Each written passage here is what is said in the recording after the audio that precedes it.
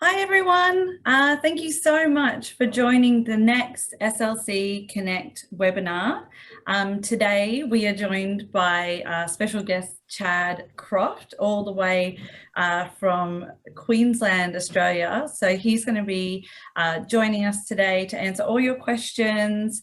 But first of all, I thought just to get a reading of all the participants and attendees on this webinar, I'd like to do a quick poll. So I will just launch the poll now. If you don't mind answering these few questions before we get started, that would be fantastic.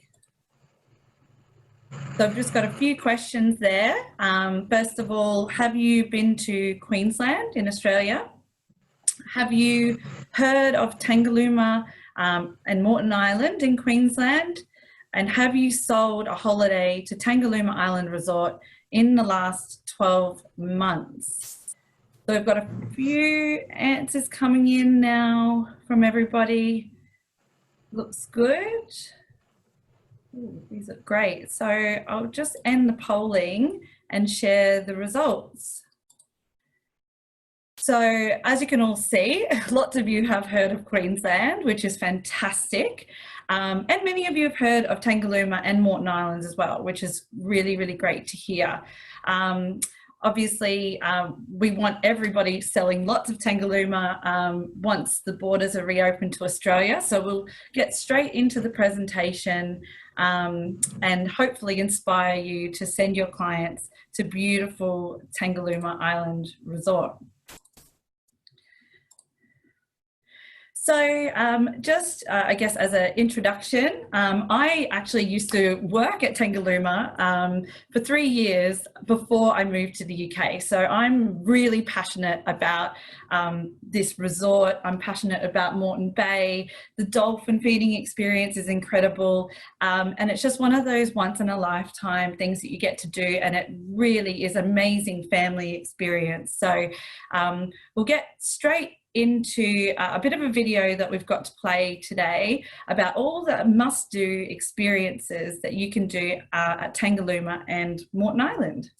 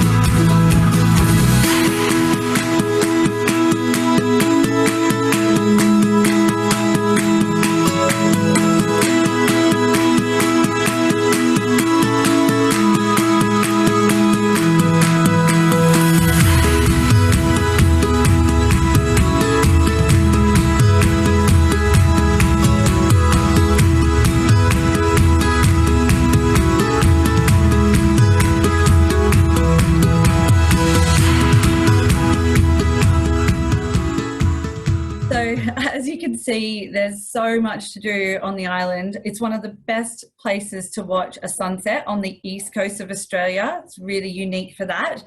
That amazing Tangalooma desert where you can sand toboggan down and reach 40-kilometre speeds. It's incredible. The wrecks with 200 species of marine life. So there's just so much to do and so much for everyone in the family to experience. So really great for those people who are visiting Brisbane and they want to get out and about with their families and do something pretty special in Queensland. So I just also wanted to show you another quick video, and do message in the Q&A if there's any issues with the video sound or anything like that. But we've got a very special video of Chad himself dolphin feeding, just filmed this other evening. So I will play that for you now. You want to drag Chad as many fish as you want, the more fish you've got, the more you can drag it out. Okay, cool. And then you've got to hold them and try and feed them. Yeah, not drop them. Okay, we're live. Okay, so for those of you at home that probably, some of you ask what I do for work, and right now, tonight, I'm heading down to feed the dolphins. This is not a common part of my job, and I don't actually normally get to do it. But the bosses over at Tourism Australia and Southeast Asia have asked me to come and do some filming, so I'm going to try something to see if this live video works. So you're all going to come and join me for this one. So I'm following Josh down into the water. We're going to be feeding some dolphins tonight. We've got Mario over on the left here, who's being fed by Josh. Echo on the right. Mario, 24 years old? 23. 23 years old. And Echo is 28 years old, is that correct? That's correct. And these guys are up to about 240, 250 kilos in body weight. And they come in each Say hello to him. Hello, Echo. Come on, big fella. We'll go a little bit further. Just take 1 step to your left and walk past him. Okay. Watch the wave, watch the wave. Alright, okay, now we'll just stop for a sec, so chill, and now you can go. There we go, so we're just going in to feed Echo now. He won't bite, he's very gentle. There we go. So these guys come in each night at sunset, and we're pretty lucky that we get to partake in this. You good to go, Josh? Okay. And I'm told that Echo's quite the show pony. He's happy to get on camera and put on a bit of a roll and a play here and there. We saw him roll over in the waves before. He's also pretty hungry. I've given him a full fish already, but this is pretty cool. And hopefully this video works for everyone back at home. And now you get to see what I get to do, part of my job on a very rare occasion. There we go. Thanks for filming that, Chloe. Thank you, Josh. So that was Chad dolphin feeding the other evening, which was just lovely to see. And it's so nice to see your face, Chad. Thank you so much for joining us. I guess, you know, we've got a few people attending this webinar, so they'll be asking lots of questions. But if you want to, you can share your screen and just get started with your presentation today. And then I'll feed through any questions that come through as the webinar is happening. Okay, oh, hang on, I've already got my PowerPoint presentation in the wrong order, sorry. So good evening everyone, thanks for tuning in back over in the UK. Hopefully I don't speak too fast because I know I'm renowned for that. But I'll get this screen sharing going so you can see my PowerPoint. Once I can figure out how to screen share again now. The joys of virtual training. Yeah. I can see we've got some regular attendees. We've got Chrissy, Deepavali, Graham. So good to have you guys all back. Thank you for joining. Do say hello in the chat as well if you'd like. I can't see my button to screen share, sorry. This is... That's all right. I will make you a co-host. There you go. That probably might help. Yeah. See how you do that. Oh, there we go. Now I've got the share screen. Oh, someone's saying hi from hot Blackheath, London. It is very hot in London. What's the temperature at the moment in Queensland, Chad? Right now, my phone is telling me it's 17 degrees Celsius. So it's, it's 10 past 8 o'clock at night here. I'm actually in my office at home tonight. So this time last week I was actually on the island. This is the night that I was actually filming that dolphin feeding. It's exactly a week ago. Oh. So and just a bit of perception on that video. It was actually just a trial. We'd never actually in the history of Tangalooma filmed a live dolphin feed. And I know you might, if some of you might try to correct me on that, we actually did a supposed live feed with Lincoln Lewis by the Tourism Australia website about 6 weeks ago. I'll have to admit to lying to you there. We pre-recorded it the night before in case, because there was bad weather due the next day. So we actually pre-recorded it and then they played it the next night. So your live feed was actually 24 hours out. So that was a test run for another project we were doing, and that's how Emma's got to see her baby dolphins that she hasn't seen in nearly a year, or over a year now, 18 months now, I think. Oh, I miss them. And that's where that video came from. But I'm going to try and tell you a few interesting things about the resort now. Along the way, you're welcome to post some questions up. Shoot them through to Emma. Will probably yell at me if there's something important that I've missed, because she's fairly well versed with this product. As she said, she's been here before. And I think the main reason she moved over to the UK was to get away from my stupid humour. She's yelled at me a few times in the office before. So thank you for the introduction, Emma, for what you're seeing here on your screen, because I think the screen sharing is working now. All of that in the picture there is Tangalooma Island Resort. So you can see the boats off the jetty there, which is where your guests arrive. The big white buildings in front of that is actually our deep blue luxury apartments, which I'll touch on later in this presentation. And as we go up, you can see on the far right-hand side of the picture are the holiday houses on top of the hill. And then as we head sort of north through the resort there, or upwards through the picture, the resort centre is hidden behind some trees there. The big white building further up the back is the hotel, which most of you, I think, would have rates for. And then the little blue and white buildings up the very back there, they're the villas, which we'll also touch on. You probably won't recognise it from the photo, but there's some wood pylons in the water there, and there's actually a pool and a couple of pools in the centre of the resort, and they're actually the feature part of the movie Scooby-Doo, if you all saw that from about 18 years ago. So this is the main set. This was Spooky Island within that movie, and they came and took over the resort for 3 months to film that movie. So I'll move on quickly. Oh, hang on. There we go. So the map you see here, we're the only resort on Moreton Island. You can see us located there with that pretty logo of the dolphin. Following the dotted line back towards the mainland, you've got the boat departure point. And our ferry terminal, we have boats up to 4 times a day departing from the resort each way. And the boat time takes just 75 minutes. The Brisbane airport, as you can see, is only 10 minutes away, and was doing incredibly well until COVID hit. They even opened a new runway just last month. I think it was the 8th of July. So their capacity is greatly increased, and I think traditionally Brisbane airport is the most accessible airport in Australia. They have 82 destinations across the South Pacific and across Australia to connect you to Australia and the surrounds. Brisbane City, only 15 minutes away, and Uber, Dido, Ola, any of those normal rideshare apps all work from there. Taxis, private transfers, and the same going down to the Gold Coast, which is just over 1 hour away, or an hour and a half up to the Sunshine Coast. I actually do the commute daily myself. I live on the Gold Coast. So most people seem to come to Tangalooma for the activities and the experiences. Most popular ones you can see here are the ATV quad biking and the sand tobogganing tours. We've also got Segway tours, helicopter sightseeing flights, and more water sports, which I'll touch on shortly. The ATV quad bike tour and the desert safari tours both seem to be pretty standard. Desert safari takes about an hour and a half, quad bike's just about an hour. We even have smaller bikes for children to have a go with as well. I was told just last week we had an 84-year-old person climb up the sand dune and slide down as well. So pretty much none of us have an excuse about giving it a go.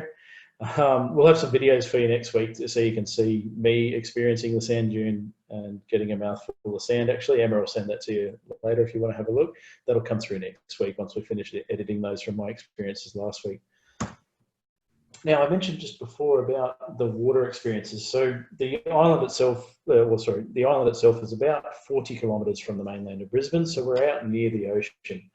The resort itself is on the bay side of the island, or the protected side. So you can see on that left-hand picture there, there's a nice channel running in front of the resort with a sandbar at the front. The sandbar is home to literally hundreds of green sea turtles that eat the green seagrass there. We'll see dolphin pods swimming through there. But the cool part is we've got 2 dugongs, Dougie and Dougie Jr.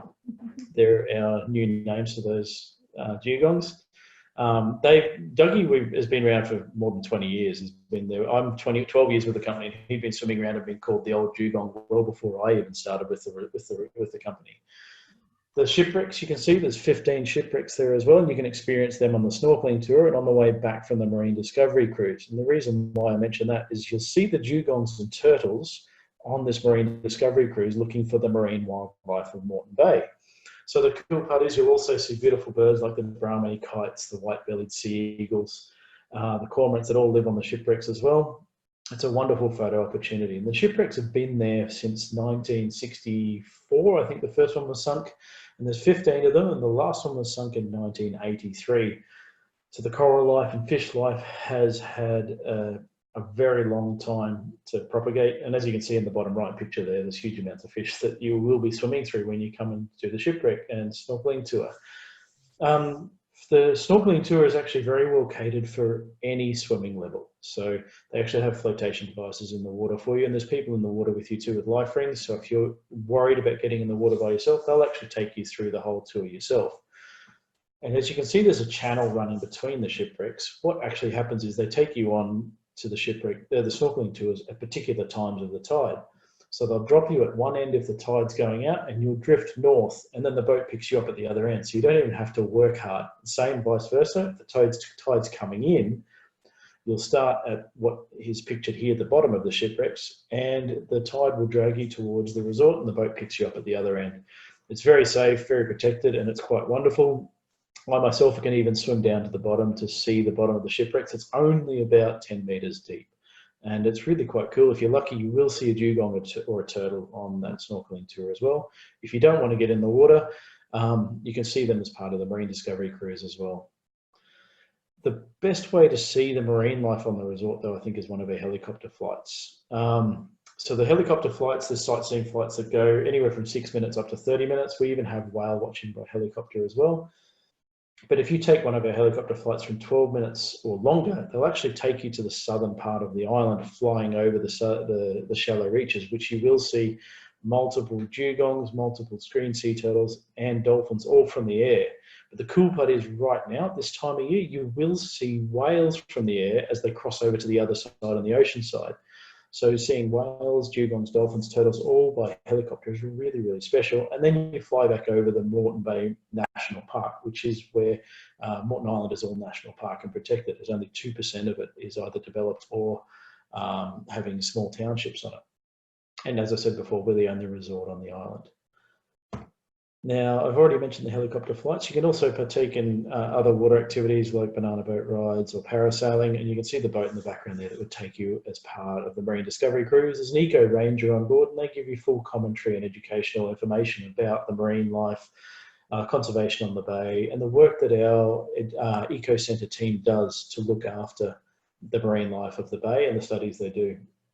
Now, I mentioned the Eco Centre team. You can see on this image, we've got the kookaburras in one image, and Sue on the right-hand side, who's been with the resort for well over 20 years, feeding the pelicans there. Now, most of those pelicans there are actually rescues.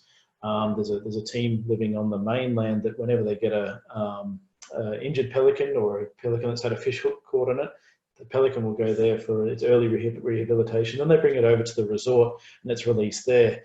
And at 11 o'clock each day, you can meet these birds. Some of them are named. I don't remember any of their names, and I don't know them that intimately, sorry.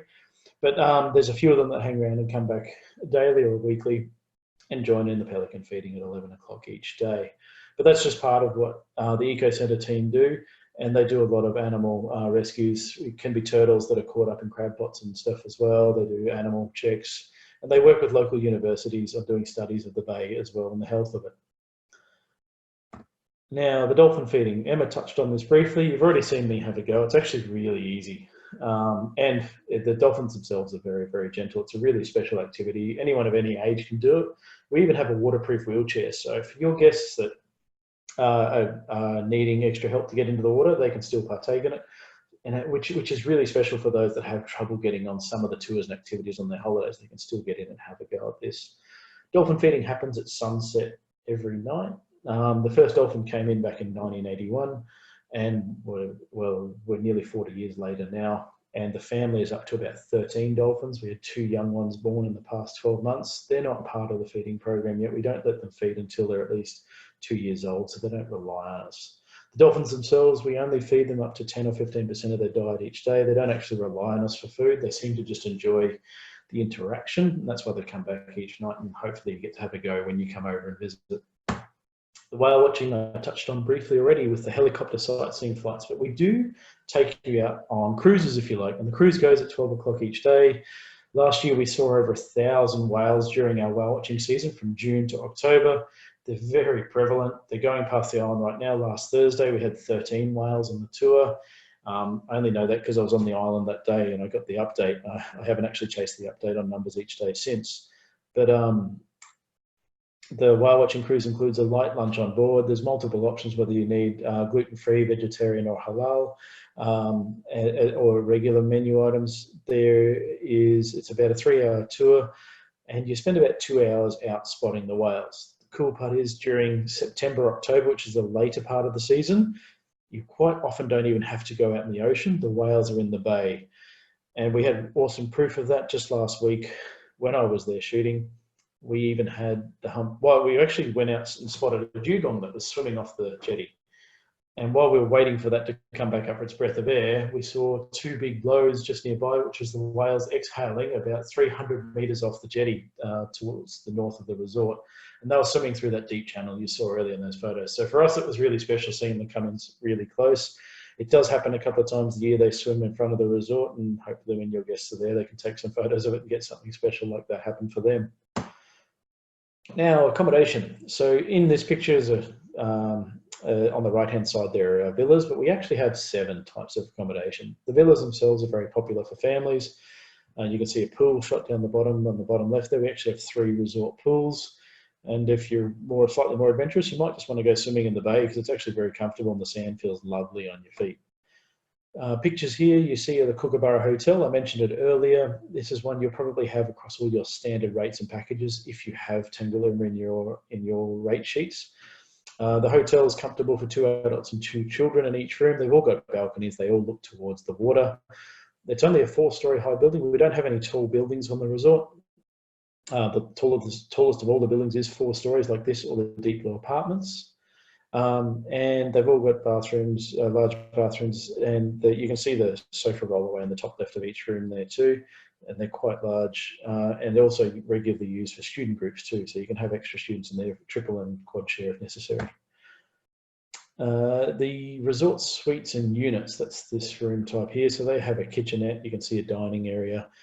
The largest of these can sleep up to 7 people. The suite is a 1-bedroom style layout, and the unit is a studio style layout. They all look over the pool like this one, which is our new pool, which was finished late last year. I stuck my feet in it last week and it was actually still freezing cold because it is the middle of winter. The water on the ocean side, on the bay, was actually far warmer. And they've all got a kitchenette, so fridge, microwave, electric fry pan, etc. And then the villas, we saw them in the first image. There's 56 villas in total. The hotel is actually 96 rooms and 134 suites and units as well, just over 300 rooms in the resort in total. Sleeping wise, we can sleep over 1,500 people if everyone was filling all the beds between the houses and the apartments as well as these rooms. Now the villas here are a 2-bedroom style villa. There's an upstairs with the 2 bedrooms upstairs, and as well as a double bunk area for the kids. They comfortably sleep 6 adults and 2 children. They have a full kitchen. They've got 2 balconies overlooking the bay. Very, very popular with families, very comfortable. And we have a mixture between deluxe villas and regular villas. The deluxe villas are air conditioned as well and have a new, different, more modern fit out. And the deep blue apartments for your premium UK traveller. So there's 2, 3 and 4 bedroom apartments here. These all look out over the bay. The cool part is they're actually 15 metres from the beachfront, 20 metres from the beachfront, and they overlook the dolphin feeding area. So in the evening at sunset, you've got the dolphins coming in to essentially your front yard, and you can imagine with families with young kids, the kids are going to love standing on the balcony spotting those dolphins. These all have at least 2 bathrooms each. The largest of them, the 4-bedroom, can sleep up to 10 people, the 2-bedroom 6 and the 3-bedroom 8 people. Full kitchens, lovely lounge and dining areas in them, big balconies. They're very comfortable and wonderful accommodation options. Food-wise, we have 6 restaurants and a bar, a couple of them brand new in recent times, including the Copper Grill. You can see the chef there cooking the barbecue. That's only like 8 or 10 metres from the sand, so you can actually have an authentic Australian barbecue menu right on the beach, giving you a really authentic Australian meal. For me, I love their eye fillet steak from that menu, and they do a really good chicken burger as well. We also have a beach cafe, the bar, coffee shop, a buffet restaurant open for breakfast traditionally, which will now change as we go into this COVID era. We now actually have an a la carte option for breakfast, which I got to try last week, and that was actually really good. There's multiple a la carte options there, whether it's cereal, Birch's muesli bowl, a bacon and egg muffin, or a full cooked breakfast. There's multiple options there for your guests. And that will develop as time goes on, and we'll expect to have more breakfast options as we get closer to the world opening up to more normal circumstances. There's a Sichuan Chinese restaurant, which is magnificent. Their wasabi beef and fortune fish dishes are just divine, and my favourite menu items on the whole resort. There's actually a Japanese restaurant there as well now, which offers some wonderful dishes, but for me, the fortune fish and the wasabi beef are just magnificent in our Sichuan Chinese restaurant. Sichuan food, you possibly know, is typically known as being quite spicy with a lot of chili through it. It is well flavoured, and I definitely highly recommend you try it when you come down, but there's multiple options on the resort for you for meal items. Now, if you've got any questions, please fire away. Emma will let me know what they are, and then we just want to make sure you know that we are properly social distancing. Even the wildlife on the resort, the pelicans there up on these are on the lights on the jetty actually, and this happens on a daily basis. I took some photos myself last week. If you want information on how we're being COVID safe, your guests are asking what's going on and how it's being handled, we've got that on the website, tangalooma.com/COVID safe. When you go to the website, there's actually a message in a light red on the main screen there. That's the first thing you see when you turn it on the website. So you can get in touch with Emma or myself, and if you've got any questions right now, please fire away. And thank you very much for tuning in. Great to see you. This is unique, doing a presentation at 8 o'clock at night across the planet, but it's been a fun time. This COVID, learning how to present to everyone at different times. So thank you very much, Emma. Thank you very much, everyone. Thank you so much. No, that's been perfect chat. It's just a really great overview and introduction for a lot of people that might not know much about Tangalooma. And I'd have to say there's even locals of Brisbane that they still haven't been to Moreton Island, and it is one of the most beautiful places on the planet. Like sailing across Moreton Bay and spotting dolphins on the way to a beautiful beach resort. Like, yeah, I do personally miss it a lot, but yeah, it's one of the most incredible places in the world. So if anyone does have any questions, please put them into the Q&A. I also just wanted to ask Chad a couple of my own questions. So you mentioned the other day that you were at the resort and that you saw a dugong. Was that just off the jetty there where the boat pulls in? Yeah, it's obviously not common. I've only seen a dugong from the beach a few times. I've been to the resort many times, as you can imagine. I think it's well above 150 times in my 12 years there with the company. But we were actually out off the jetty, and we were looking for the dolphins coming in. So this was late afternoon, and Chloe herself, who's in the marketing, and she sits in your old seat, Emma, in the office now actually, and she's in the marketing team. And we actually looked off the end of the jetty and looking for these dolphins, and a dugong popped up. And while we're waiting for the dugong to come back up for its second breath, that's when the whales popped up on the other side of the boat that was on the jetty and looked. It was really cool. So it's a really special time. When we went out and did our marine discovery cruise that day as well, we did see the dugongs out there, but we saw heaps of green sea turtles. We didn't manage to see any dolphins on that particular tour, but we did see the Brahminy kite and the white-bellied sea eagle. And if you look it up later, the Brahminy kite's a really beautiful sort of red-coloured bird with a white head. And we've got multiple kites, including the whistling kites that live on the resort. They've got a nest above the steakhouse, you probably remember, Emma, and they've got young ones again. So we'll have some more videos of those coming out next week too. So Emma will send you the links to those too. And Chrissy McKenzie Cooper, I just see you shot through a question there. Would love to go and feed the dolphins. Awesome. It is a really special experience. Can you swim with them? No, I'm afraid. Because they're protected animals, you can't actually approach them in the water. There's lots of regulations we do. As I said, we don't feed them much of their diet. We're also not allowed to touch the dolphins. The only ones that do, when we normally, if there's a dolphin we know is in trouble, like it might have a fish hook in it or it's caught in some rope and it still comes in, we'll actually contact SeaWorld and their marine rescue program, and they'll bring their boat up from the Gold Coast, which is about a 5-hour boat trip. And if the dolphin comes in the next evening, they'll work to either free it of those things in the water. If they have to, they'll take it out of the water as short a time as possible to free it of the fishing hooks or any rope and stuff. So the those dolphins are very protected. You can't get in the water and swim with them. And as I said, you can't even touch them, but they're not shy. As you can see how close they got to me when I was in the water. It's a really cool experience. And when you see them in the water up that close, it's really special. And they're actually huge. They're 2.5 meters long and just over 240 kilograms in weight. It's a really, they're much bigger than you realize. And once you get in the water with them, I'd forgotten because I hadn't fed them in such a long time. It's just my first time back at the resort since early March, actually.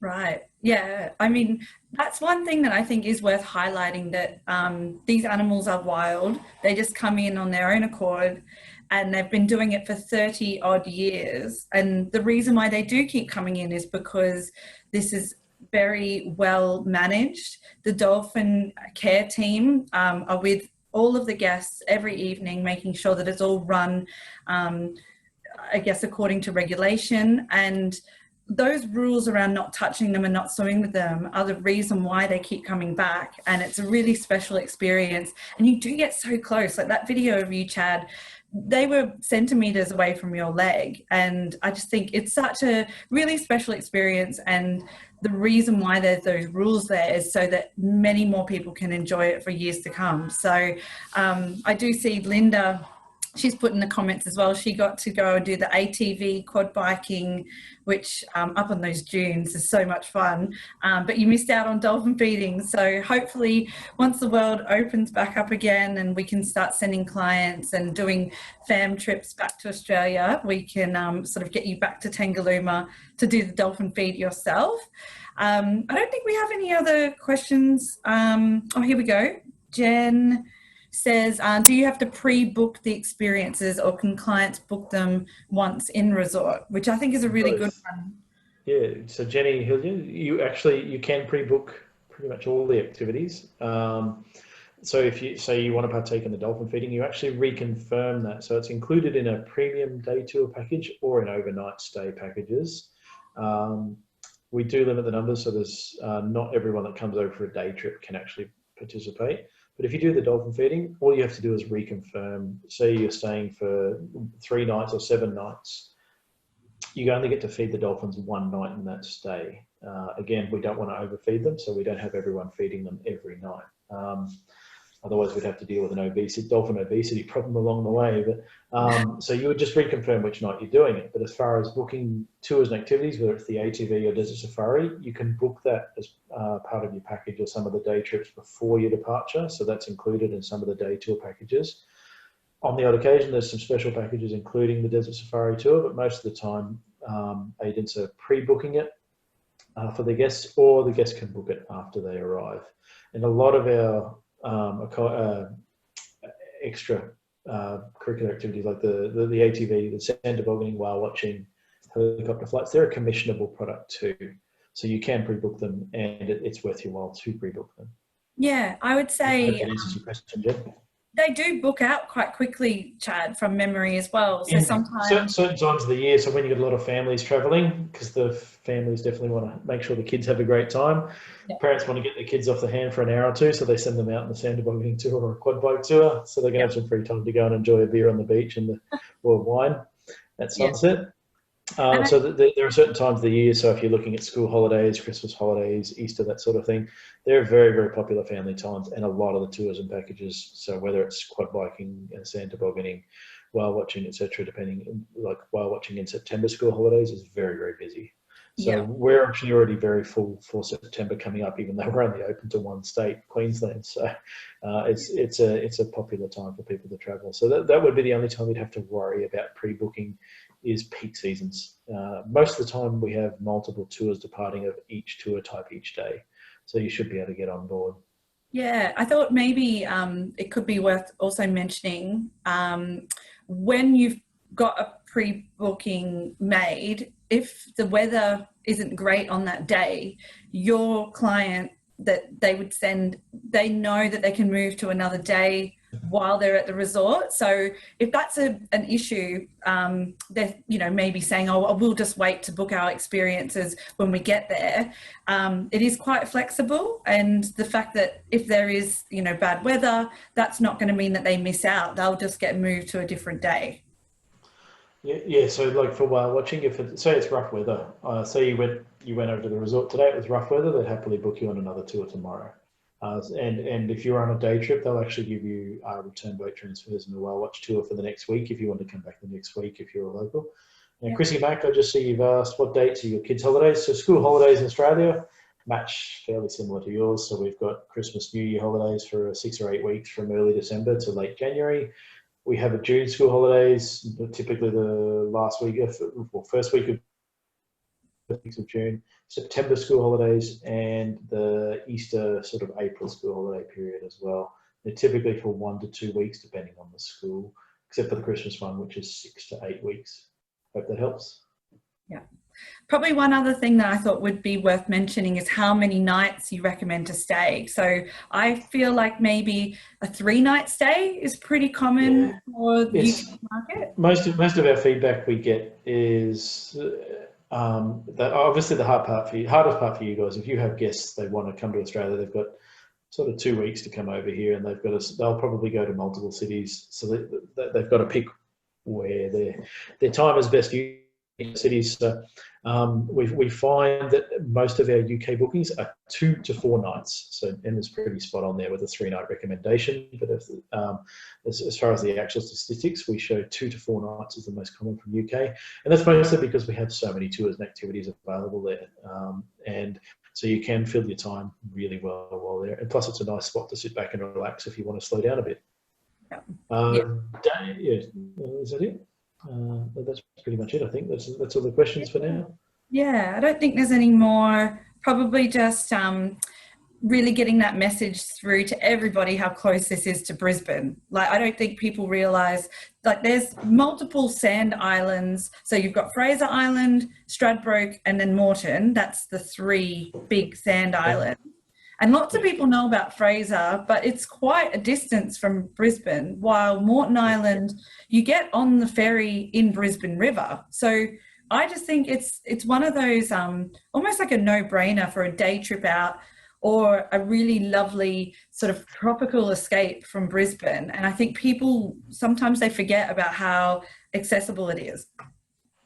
I mentioned before about packaging and how many nights you can do in each city. A really good way to take advantage of Tangalooma in your packaging is if they fly into Brisbane on a morning flight, which is quite common. There's a lot of kangaroo hops that hop over, and they end up, Singapore Airlines lands in the morning. Qantas was landing in the morning as well. And if you're joining those flights, was it QF52 that came down from Singapore? And SQ236, they'd connect down. They land before 7 a.m. And your biggest problem is filling that first day of arrival. Not only are they wrecked from flying for 24 hours and going through multiple airports, what do you do on that day? So they can't even check into the hotel till 3 p.m. in the afternoon. Send them across to the resort. They're on the boat by 10 a.m. They can crash and sleep on the cruise over. It's a lovely, comfortable cruise. It's air conditioned. If they want, they can buy a coffee and stay awake and take some photos across the bay, which is beautiful too. But you get a lot of guests that will just crash on the boat. They get over there. They can grab some lunch as soon as they hop off the boat. Then they can go and crash in their room for a few hours if they like, come down, check out the dolphin feeding. If they really want to take advantage of it and they're powering, they can start doing tours as soon as they arrive. But we find it's really common for agents to packages on that day of arrival because they can fill that first day really well.